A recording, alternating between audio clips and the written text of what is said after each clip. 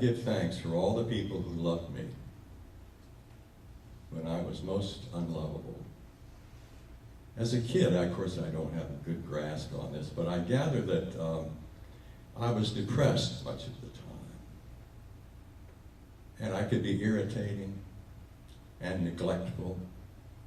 My mother used to call at least 4 times to get me to come to lunch or to dinner because I was playing with my buddies. The angel who came into my life, the Christ figure, and I've shared this story, forgive me, but it's so dear to my heart. The woman who came into my life, her name was Ella. This is her story, very briefly. Just before the turn of the 20th century, Ella left home. She was the oldest of 4 children.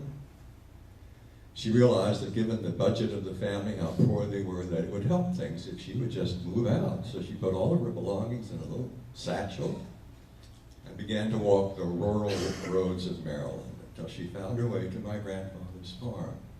And she didn't wear a sign around the neck saying, "We'll work for food," but that was the intent. If you put me up for the night, I'll do whatever it takes. I'll clean the house. Ella entered that door, that farm, and she became a part of our family for 40 years, for almost the rest of her life. I can't begin to tell you how Ella's love for me and my brother and our family changed my life. We were poor. My father had trouble finding work. And Ella was the one. She just earned a few dollars, housekeeping, taking care of some older people.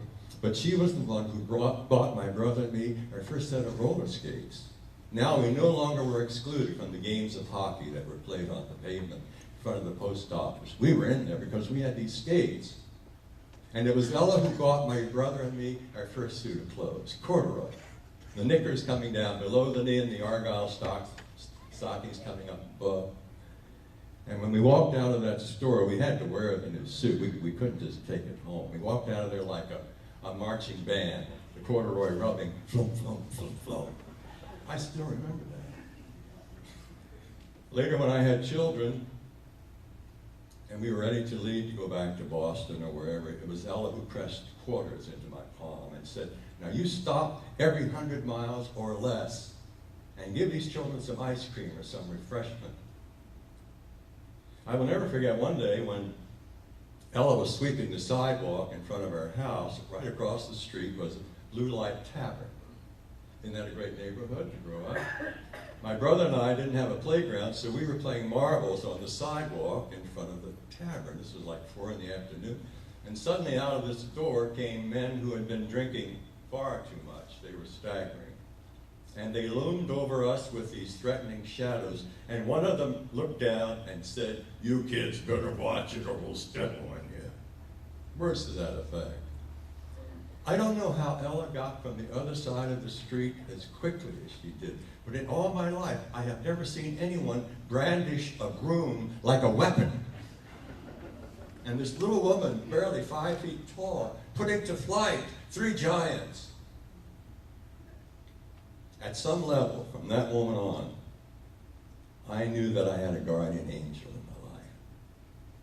I knew that there would be at least one person who would take my side and stand in my defense. But the story that I love most to tell, it was Christmas of 1955. We were coming home, my family and I, from Boston for a visit. And when we entered the house, my parents were about to see our daughter Cindy for the first time. She had just been born in November, and this was 5 weeks later.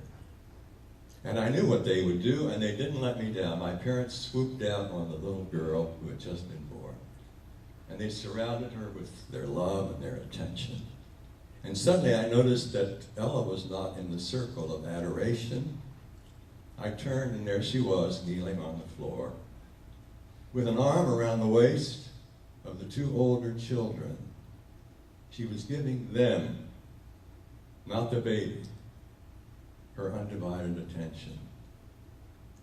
It took me a moment to realize what was happening, and then I knew Ella was seeing to it that those 2 older children did not feel any less important or any less loved because a new baby had been born. into their midst.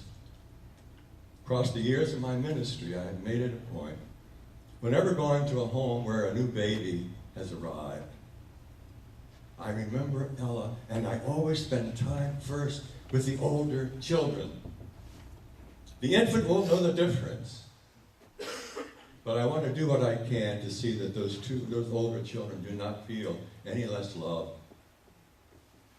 any less important, because a new baby has been born into their midst. The bad news is that you and I are called to love unlovely people. The good news is that the love that we offer is an answering love. We love because God has first loved us. God has first surrounded us with the grace to accept us and embrace us when we know ourselves to be most unlovely, most unlovable. That's the good news. Thanks be to God for His grace.